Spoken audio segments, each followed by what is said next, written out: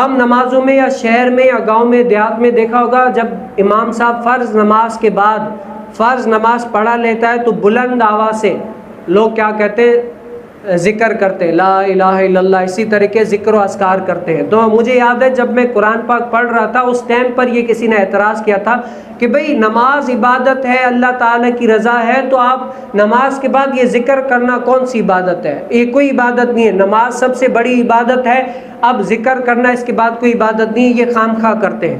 تو اس سے آیا یہ ذکر نماز کے بعد کرنا چاہیے یا نہیں کرنا چاہیے؟ اور مصطفیٰ جان رحمت صلی اللہ علیہ وسلم نے اس ذکر کو کیا فرمایا کہ کرنا ہے یا نہیں کرنا؟ حدیث مبارکہ کیا ہے؟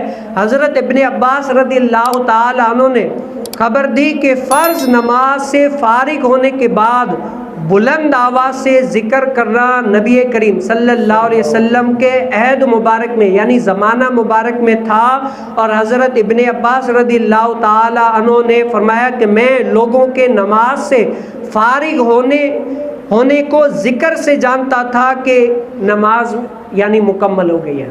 گویا کیا پتہ چلا کہ نماز کے بعد ذکر کرنا یہ نبی کریم صلی اللہ علیہ وسلم کے دور مبارک میں تھا، اور اسی طریقے سے چلتا آ رہا ہے، اور آج بھی کئی مساجد میں آپ دیکھا ہر فرض کے بعد اسی طریقے سے ذکر و اذکار ہوتا ہے۔ یہ کیا ہے؟ یہ حضور علیہ السلام کے دور مبارک سے چلتا آ رہا ہے۔ اور مجھے یاد ہے جب ایک نے یہ اعتراض کیا تو میں نے اس کو یہ جواب دیا تھا کہ یہ نبی کریم صلی اللہ علیہ وسلم کی شریعت پر کما حق عمل کرنا ہر انسان کے لیے فرض ہے، لازم ہے، ضروری ہے۔ تو ہمارے گاؤں دیہات کے بندے جو اتنا یعنی دین اسلام کے بارے میں ان کو نہیں پتا نا، میں نے کہا جب وہ لا الہ الا اللہ کہتے ہیں تو وہ یعنی یہ گواہی دے رہے ہوتے ہیں کہ لا الہ الا اللہ محمد الرسول اللہ، یعنی جو اللہ تعالیٰ نے ہمیں فرمایا ہمیں اس پر بھی ایمان ہے، کامل یقین ہے، اور جو حضور علیہ السلام نے فرمایا ہمیں اس پر بھی ایمان ہے، کامل یقین ہے، ہم اس پر کامل اعتبار بھروسہ کرتے ہیں۔